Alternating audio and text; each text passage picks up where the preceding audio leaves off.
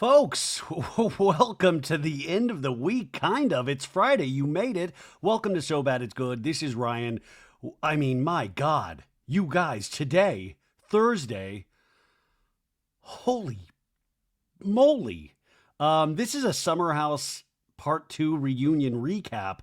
But my God, I woke up at 8:30 this morning and immediately inundated with news all day long. And of course, the biggest news that we're going to talk about today is that Chris Martin from Coldplay has broken up with Dakota Johnson again. No, that is not that's who cares about that? That actually did happen.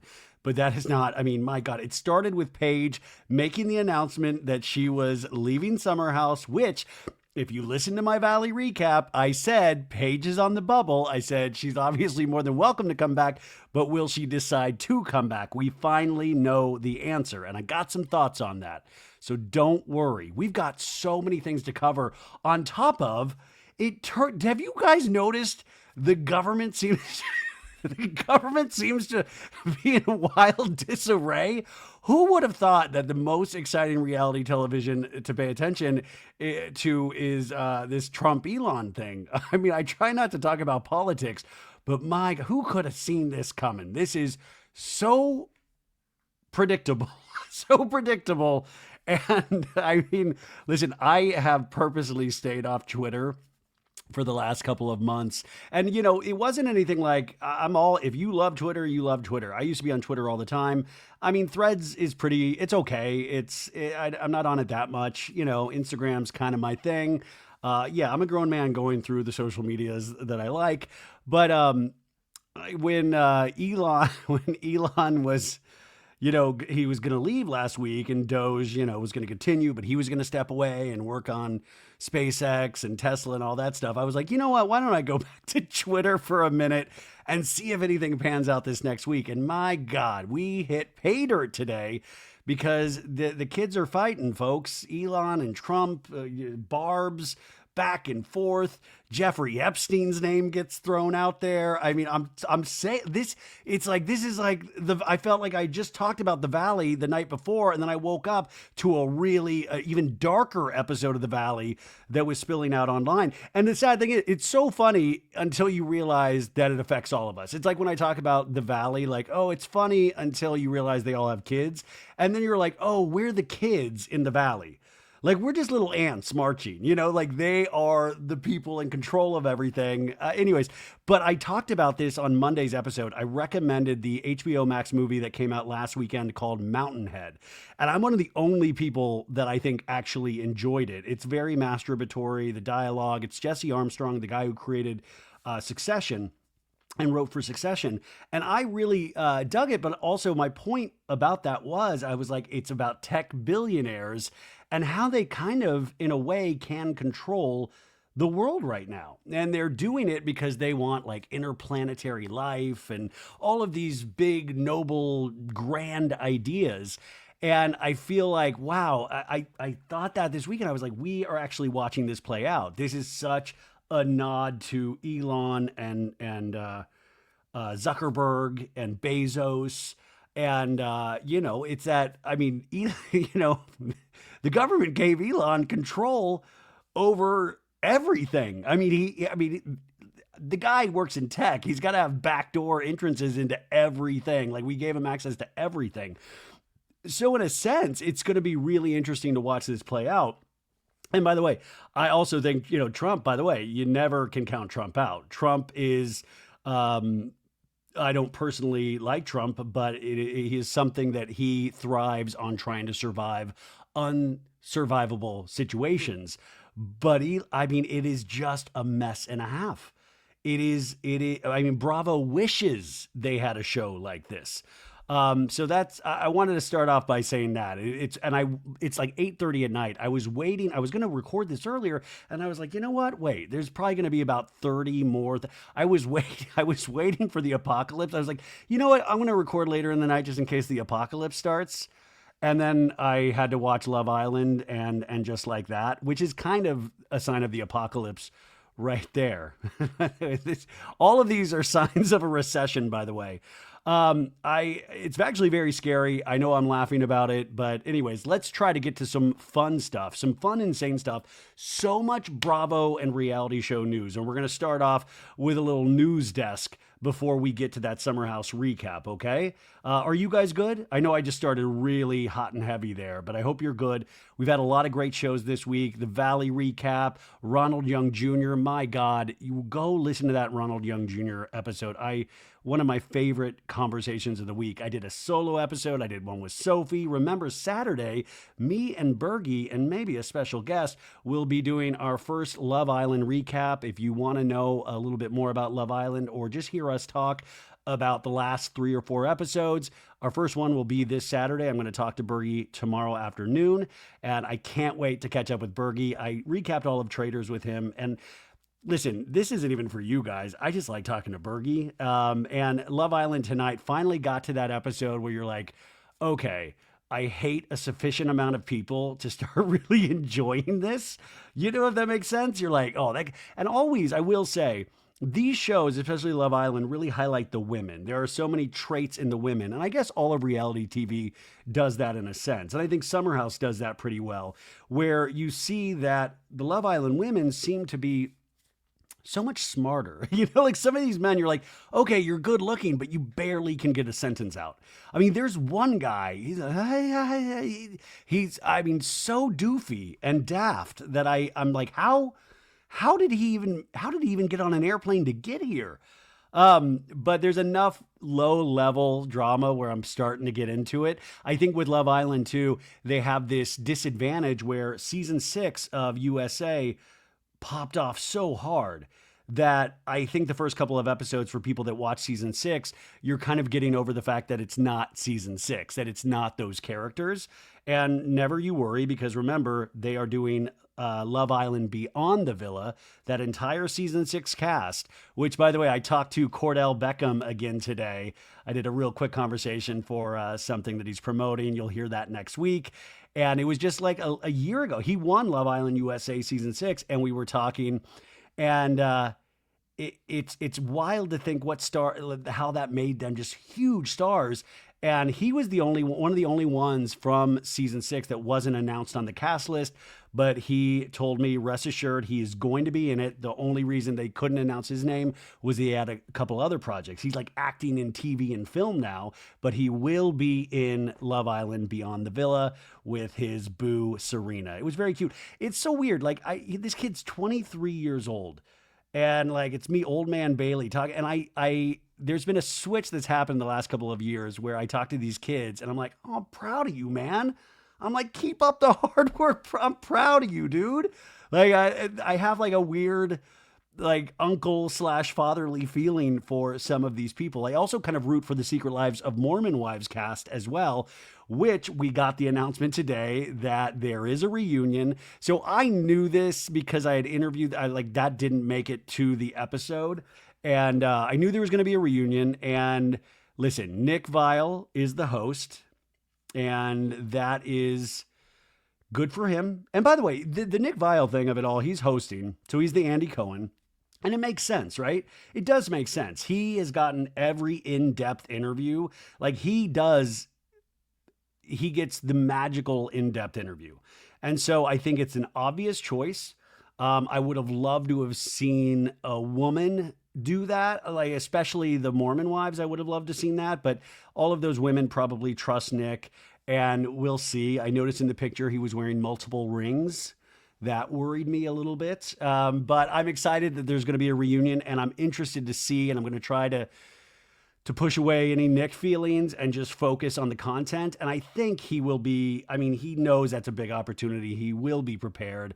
So it'll be, I'm interested in seeing that. The only bad thing, other than Nick, I'm joking, is that Demi is not a part of it. Demi was not there on the couch. So I don't know if they're going to have a segment where they talk to her separately. And that sucks because she is involved in so much of the drama, and so much of the drama after season 2 wrapped, in regards to Marciano from Vanderpump Villa, and was she potentially stepping out on her husband, Brett? And there's been a lot of back and forth in the relationship with the relationship with Jesse, and trying to take over control of Mom Talk from Taylor Frankie Paul. How dare you? And so who knows what, but it's frustrating in the fact that like, well, yeah, I guess I want a reunion, but I want a reunion with Demi there so they can actually, I was about to say hash it out, but I meant fight it out. And I think also another reason on top of that is that they're currently filming season 3 right now. I don't think they've wrapped shooting season 3. So I know when we recorded our conversation, they were filming season 3. So we'll see, but I'm looking forward to that reunion. I think it premieres. So that is going to premiere July 1st. And I'm hearing maybe Demi is there, but there was like a brawl of some sort. Maybe that's, I don't know, Whitney from Secret Lives commented like, oh, we should have taken these pictures before the brawl. And so maybe there was a brawl and Demi was there and then she left, or maybe Demi just wasn't there at all. I'm a little confused on that, but who knows? So July 1st, that reunion premieres on Hulu. Very, very exciting. Okay, so tomorrow or today, Friday, it's 9 a.m. Pacific Standard Time, noon Eastern Standard Time. BravoCon 2025 tickets go on sale. I will be there representing So Bad It's Good. Maritza will be there. We'll try to find a way to get Sandra there. And I'm hoping all of you will be there because for me, I've said this many times, it's not the Bravo celebrities. That's exciting, but it's just like us. It's us talking about these shows that we love, being able to meet each other in person. I think to me, that is the true excitement of what I've experienced at BravoCon thus far. I mean, it's insane with the Bravo celebrities and they're all kind of on their own weird behaviors and trips and stuff like that. So it's fun to watch, but really the fun is between all of us. So I will be there. It's going to be in November, but tickets go on sale tomorrow. They did a pre-sale today, I guess, and it sold out immediately. So make sure you are by your computer. I know it's a lot of money. I get that. But I think, especially in the year 2025, these are the things that we need to, I was about to say prioritize and then realized what a madman I sounded like. But I'm so excited to be there myself and hopefully to see as many of you guys as possible. I think, listen, I just sit my fat podcaster ass on this chair, so I can't wait to get up just for the steps alone, just for the cardio alone. Come and we'll be able to see each other and you'll watch me sweat in person. It's going to be a magical weekend at BravoCon. So yeah, let me know if you're going too. Oh, this was funny, actually. So we talked a lot about Sheena and the Preparation H commercial yesterday on Valley's Recap. You know, she talked about doing butt stuff with Brock and it gave her hemorrhoids. And then the day after, she put up this Preparation H, like kind of like a spawn con on her Instagram and her socials. And I was like, this girl playing 3D checker chess, whatever that game is. And Preparation, I made a video on Instagram and TikTok, and Preparation H reached out to me today and said thank you, and they're sending me some Preparation H. And then Maritza had to tell me what I was like, I don't have hemorrhoids. I don't think I have hemorrhoids. You would think, right? You would think, yeah, that guy has hemorrhoids. I don't have hemorrhoids yet. And I was like, I don't think I can use Preparation H. And then she told me I can use it under my eyes. I didn't even know it had multi uses. I swear to God, this isn't a commercial. I just didn't know. As of last night, I thought Preparation H was just for anal and pregnancy. And now I'm finding out there's other uses for it. So shout out to Preparation H. Yeah, I made a really stupid video, which by the way, I'm trying to post more on TikTok and I just can't, I'm trying to get comfortable with it and find like, what's my groove and what's like, it's so easy on Instagram to make silly memes or something, but people are wanting video now and it's just never been my thing. And I'm trying so hard to get comfortable at it and not second guess myself, but TikTok is really hard. So if you're on TikTok, come follow me over there. I don't know what I'm doing, but I'm trying to learn and I'm trying not to chicken out. I can do this. I can do TikTok. I can do this, you guys. I swear. I think I can. Tom Girardi, we talked about him on, that he was going to have to go to prison, and they did sentence him the next day. I didn't mention this. He got sentenced to 7 years in prison. He's an 86-year-old man now, so he will, I would imagine he would die in prison. And I'm not, judge, jury, executioner. Those victims will never be made whole for what he did to them. I mean, the prison system is a very sad state of affair. Criminal activity is criminal activity. And every time I find myself feeling bad for this old man, I have to remind myself of what he did. And this is the life that he created for himself. Not unlike many Bravo characters that you're like, well, they are kind of facing the consequences of their actions. It is a weird world. Now, a lot of people, he doesn't have to report, I believe, for a month. Some people are like, well, he won't even make it to that place, or they'll beg for the mercy of the court. Who knows what will happen in this next month? But that is what he was sentenced to. I mean, it does not look like this man is working with a full deck, but the judge said that he was fit to be in prison. So that's where we're going. Now, last night on Watch What Happens Live, we had Amanda Petula and we had Kristen Cavallari. And a lot of people are like, Kristen Cavallari, because Very Cavallari, is that her? She has a new show. I think it's called Very Cavallari on E! And it's about her podcast tour, I guess. And she revealed a bunch of information. And I will say, Kristen Cavallari, I'm hot and cold on. I appreciated Laguna Beach and The Hills. I mean, I really liked those shows back when they were on. And I did a really interesting interview with Jason Waller at the later part of last year, which I really enjoyed speaking about him and his sobriety journey. And I remember halfway through that interview, I was like, why am I even trying to ask him questions about The Hills? Like, he actually has a real story about the life that he has built since then, and also, just and his sobriety and coming to a place where he's raising a family, and it took a long time to have sobriety click for him. And I thought that was so much more fascinating than any kind of like, how was Ledoux on Monday nights, even though those were questions I had. But Kristen Cavallari is on Watch What Happens Live. And I will say she was a lot of fun. She was more fun than I expected her to be. I don't listen to her podcast. And I've kept up with her in terms of, I read like all the blogs. I read Daily Mail. I read Us Weekly. So I'm aware of all of her romances. I'm aware that she had at one point had a flirtation with Craig Conover, and Amanda obviously with Summerhouse. And by the way, this is going to lead into, eventually we will talk about Paige DeSorbo leaving Summerhouse, which I'm wondering, like, Amanda must have already known when they recorded that. But Kristen Cavallari was very funny when it comes to Craig. There was no animosity. I thought she might have a little attitude and be on Team Craig. And she doesn't dislike Craig at all. And by the way, nobody needs to dislike Craig. It's one of those where it's like, it really isn't a team this or team that. I mean, I like both of them. I just, in this situation, I kind of understand Paige's side a little bit more. And I do think he does have a weird relationship with the truth and tends to bend things. And I think that is what we're seeing. And Kristen Cavallari was asked about Craig and said, like, well, what was your deal with them? And said, like, they dated for a minute. And as soon as she caught wind of Paige DeSorbo, she politely excused herself over text and says, you know what, let's just be friends.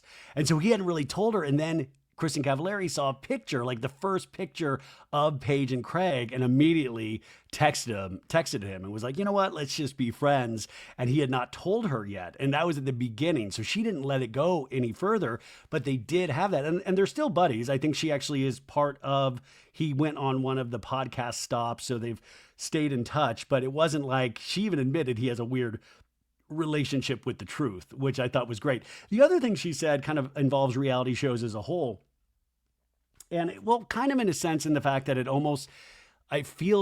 I hate this knowledge that, we know The Hills, like they had that last scene in The Hills where, Brody and Lauren, they were on a Hollywood soundstage, and it was very meta, and that we've been kind of acting, and these are scenes, and this isn't necessarily real life. And Kristen Cavallari was just hitting that even harder last night, saying, like, you don't even understand how fake it was. Like, I wasn't with Brody. He was actually with his girlfriend. They had us have a fight at the nightclub. And I always knew there were, like, obviously big fake elements, but I didn't realize it was that fake. I haven't really stayed up on The Hills lore since, but it just sounds like it was insanely fake. And Amanda was like, whoa, we don't get to be fake on our show. And I love that she said that, because that's what I don't want people out there just thinking reality show is wall to wall fake. I had too many of the people out there saying Scandival was fake. We have this kind of mild suspicion about everything right now, from the government down to reality shows, where everything is conspiratorial, everything is fake. And I wouldn't blame anybody for thinking that because it's been done so many times to us before. But she really was just like, yeah, it was really fake. And Andy was like, you guys were really good actors. And I will say, they were really good actors, which, by the way, Spencer Pratt, my boy, Heidiwood came out last Friday. Go buy a copy of Heidiwood or he will come and track you down. I think she took like the number 5 slot on the Billboard chart or the Apple charts. Like, I mean, she's like in the top 5, I think, still. And this dude, the way he rides for Heidi, obviously everybody says that, but it still is something to behold. And obviously they came off the losing their home in the wildfires in January. And this man has gone nonstop, and Heidi has gone nonstop, and they have a whole family, which you oftentimes forget about, and they're out there doing the thing. And I think there is something, there is something inspirational about it. And it is interesting for anybody's story, whatever you do, is that never give up. If you see yourself as a pop star, you are a pop star. I never saw myself as this, but I am this, And that's just what it is. Have resolute belief in yourself. Even when people laugh at you, even when people say it can't be done. I think that's the thing, is that most people quit before any kind of miracle happens. And this is a miracle, but it's also so much hard work. This man is out there pounding the pavement day in, day out. Not even, we're talking minute by minute pounding for Heidi. So go support Heidi and Spencer. Heidiwood, the album is out now. I'm waiting for my vinyl. But I think that's an exciting kind of pop culture story. And it's one of those things that hopefully I'm alive when I see it, but like 20 to 30 years from now, mark my words, there will be a major motion picture of the Heidi Spencer story. Like if they can find a way to crack what that story is, if they can, and we still have so much probably more story to tell for them, but there is definitely a docuseries, but I also think potentially a movie. This thing needs to be studied. They've had the high highs of the hills, the low lows of, Spencer spending all of their money on crystals and going a little bonkers, and then, kind of slowly building yourself back up, having this beautiful family, having your full house that you had worked really hard to get burnt to the crisp, and then this kind of ascension from the wildfires and using social media to do that. And I think that is something that definitely needs to be studied. So anyways, Kristen Cavallari, it almost made me want to watch the E! Show. And people were asking, well, why is Kristen Cavallari on Watch What Happens Live? I saw some comments and I was like, well, first off, whether you like her or not, she's a star in a sense. She's definitely a star in a sense, a pop culture star. And that's what that show is. But also, just to explain to you guys a little bit, is that Very Cavallari is produced by Alex Baskin. So they probably wanted Very Cavallari on Bravo, and that's an E! Show, but it's just like Denise Richards and her Wild Things. That was originally going on E! And then Alex Baskin said, no, I would rather it on Bravo. And that's why we got Denise Richards on Bravo when that was initially meant for E! And in fact, even though they are kind of split companies now, they still have the same corporate overlord for the time being. And so Very Cavallari, I saw it on Bravo the other night. I didn't watch it. I just saw it on Bravo. So that is why she was on. It wasn't some sort of slight to pay. Somebody was like, oh, that's really shady that Andy had.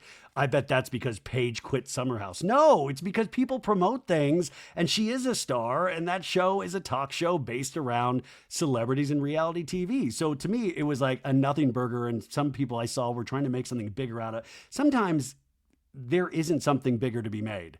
We will look for ways to make everything just insane. So wanted to talk about that. We got that done. Okay. Valley News. We had an update from Jax Taylor today, coming off a fantastic episode for Jax this past week. Jax posted an IG story today, and he said, I've made the decision to stay off social media for the next while to prioritize my mental health and recovery. My team will be running it for the time being. I'm glad he posted to tell us. Now, do we believe that Jax Taylor will take a social media break? How long is this social media break? I've tried to take social media breaks before, and I haven't even been Jax Taylor, and it's very hard. It's an addiction just like cocaine, and I'm not joking when I say that. So, do we really think that Jax has the wherewithal to stay? I think he is obsessed with hearing everything about himself. And then he gets very frustrated because we're reacting off the behavior that we see, the behavior that he's exhibited, and he gets really furious and he gets into fights with people, and it's just not healthy. I mean, we can all see that. And I think he really is on that precipice of, man, you're affecting your podcast. You could affect your place on the valley, this thing that you really wanted to get back on reality TV, and you're starting to potentially scare people by your behavior. It gets less and less funny, right? So that's what he wrote. We'll see what happens. The podcast is going. I think he did a podcast with his sister this week, and I saw a little clip of that. So yeah, what do we think? Do we think he'll stay off? Probably he should stay off for a bit.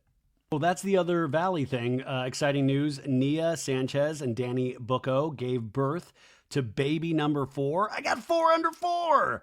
And they moved to Santa Clarita, but Nia gave birth today, Thursday, June 5th. They are now parents to a baby girl named Adelaide. Welcome to the jungle, Adelaide. Welcome to the jungle. Get ready to meet Uncle Jack. So congratulations to Danny and Nia. That is very beautiful, exciting news. Okay, Real Housewives of Atlanta. We got the reunion seating chart, and a lot of things jumped out at a lot of us immediately, and it was very interesting. So we have Andy. To the left of Andy, we have Portia, Phaedra, who came in very late, and Cynthia. So Cynthia and Portia Cynthia and Phaedra kind of friends of. They're there. And then on the other side, we have Shamia. And then we have Angela and Kelly and Drew. And poor Drew, like the way they have it, just Drew sitting there. It was diabolical. The way they put Drew, I thought Drew would be further up, just to tell you the truth. But the glaring omission is, where is Britt Eady?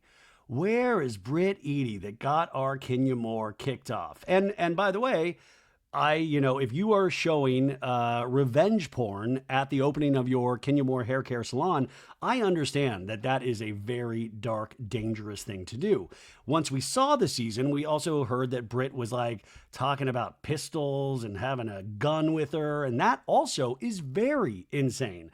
And this led to Kenya being let go. She got disinvited from the reunion, and then Britt doesn't even have the balls to show up. I mean, it was ridiculous. I mean, and if you watched Atlanta throughout this season, it's gotten weirder and weirder in terms of like her believability, and not even just her motives, but just her overall arc was just like, But I was really disappointed. I thought that was cowardly. And I think that sealed her fate. We will not see Britt Eady anymore. And I've got some good news for you if you're a Kenya Moore fan in 1 second. Now, Britt wrote this today, and this was an Instagram story. Britt says, "As everyone is now aware, I'm not attending the reunion. This was my decision. The events of this season have devastated me, and while I cannot say much right now, I'm just so tired of these housewives saying, I can't say much right now.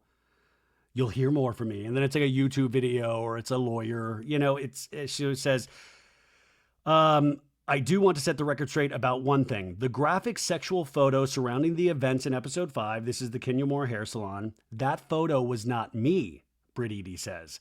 "As the episode makes clear, I did not see that photo at the time. Rather, I was made aware of that photo being presented at the event, and based on what I was told, assumed that it was somehow a photo of me, which is why I reacted in the way that I did. I do not know who was in that photo, but upon seeing it for the first time recently, I now know it was not me. I look forward to seeking accountability and moving past this dark part of my life. Britt, heart emoji." Seeking accountability. How are you going to see? Okay. So that photo that Kenya, I am very scared to think whose photo that is that Kenya found, or Kenya's people found, and then they took to a FedEx Kinko's to print up on poster board, but that was not Britt. So it wasn't even Britt in the photo, and then Kenya. So obviously Bravo has reached out to Kenya in some way, because this is from Kenya today. And I think this heartened a lot of people.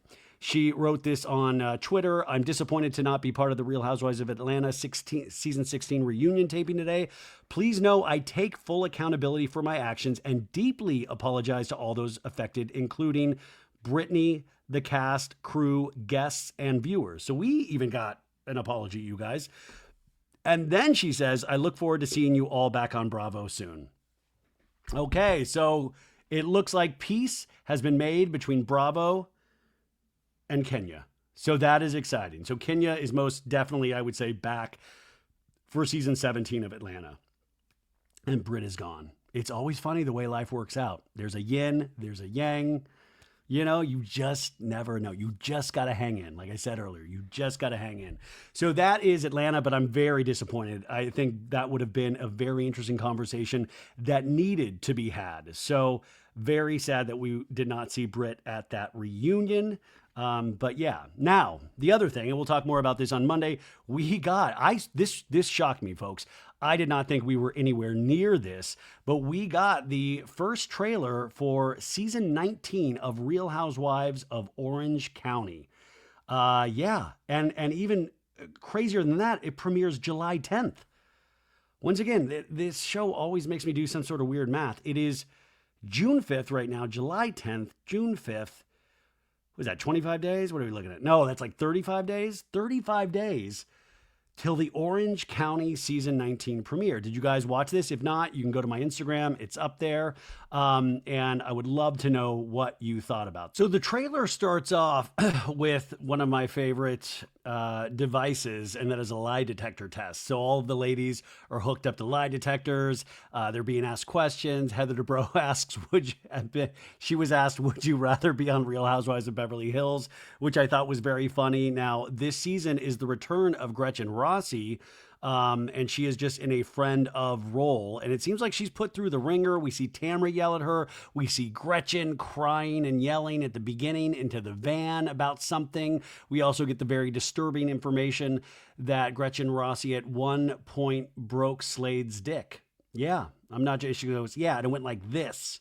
I don't need, what is going on in the world? I don't need these like last week or the week before, I had to think about Jesse Solomon and Erica Jane doing the nasty. And now, like, I have to think about Gretchen Rossi breaking Slade's dick. What did she do? Like, overly filter it or something? So she's back. We have Shannon Bedore, Heather Dubrow, Gina Kirschneider, Emily Simpson, Jen Pedranti, and Katie Janella all returning. They do multiple cast trips. So we've got like Amsterdam is one cast trip. We have New Orleans. At one point, Shannon lifts up her skirt in the back of a Sprinter van and they have to blur out her vajayjay. I didn't sign up. This is turning into like my personal Vietnam. I mean, what? Like, Shannon, beautiful woman, but come on. Like, no, we don't need that. I got a full, like, HD face of Shannon Bedore's private parts. I don't need that. Emily Simpson at one point says, are we headed towards divorce with Shane? There's not a chance in hell. There's not a chance in hell. But Gina and Emily both talked about troubles with their respective sons.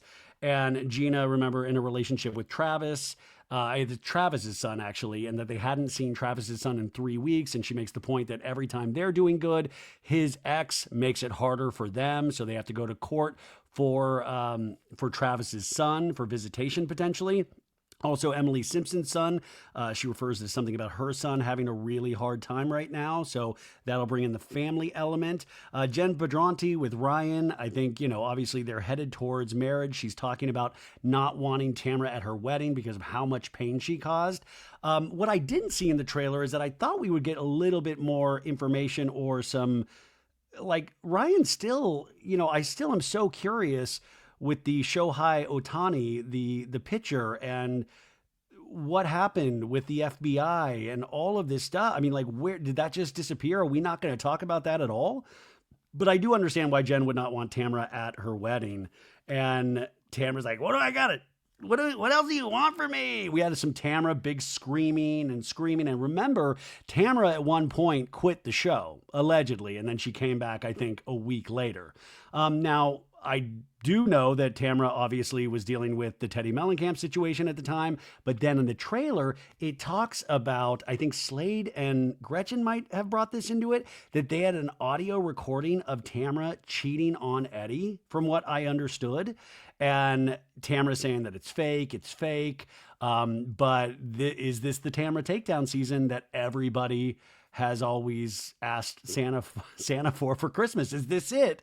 Who knows? But Tamara's really good. Tamara's a really good at being a housewife. And I don't mean that in the sense of you love Tamara as a housewife. I'm just saying in how she maneuvers and how she's able to convince people to be on her side. She repeats the same behavior and is still able to get in there. And sometimes, so I'm curious if this is the season that breaks her in a sense.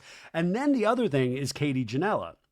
And Katie, from my understanding, she's not on the Amsterdam cast trip. I heard she was either fired and let go of the show, or she was asked, or she stepped away from the show at the end. I don't know, but they're all coming at Katie saying she's a liar and that something's illegal. And there's like a little bit of a Shannon, because remember, Shannon actually did have a legal issue because of the car situation with Johnny J, which, by the way, oh my God, the weight of my shoulders not having to see sexy Johnny J in a frame of this preview. Alexis Bellino really backing the wrong horse last season. Hopefully she found the love of her life, her Johnny J, but thankfully it's not going to be on our screens. So we're going to have the Katie situation, which I'm still unclear on what Katie did, but they call her a silent assassin. And that's always good. When you hear silent assassin, you're like, that's good for reality TV. So there is a lot in this. There's all these other little moments that I'm not going to talk about now, but I thought it was actually, it seemed good. I thought it was a return to form last season, even with the Johnny J Alexis. I loved recapping that. So I did not think it was coming up this soon. I did not know that. So I'm curious why, because they just had that cast trip. I felt like a month and a half ago. Like when I interviewed Alex Baskin, they were still filming. So they are rushing this out. And I want to know why they're rushing this out. And they must either feel like they have a really special season or they need the content, which Bravo has gone a long time with just not having shows on the air. So I'm curious of why that it is this soon. So you will have the Orange County ladies back with you very soon, July 10th. So yeah, that's that. Okay, I'm sure I forgot like 50 other stories, but we do this show pretty much every day, so we've got plenty of time. If you're watching this on YouTube, this will be a separate YouTube video, and then the Summer House one will be separate. But if you're listening to the audio version, we're just going to go straight through. It's a long one, as they usually are. Okay, so right after this break, we are going to the Summer House reunion.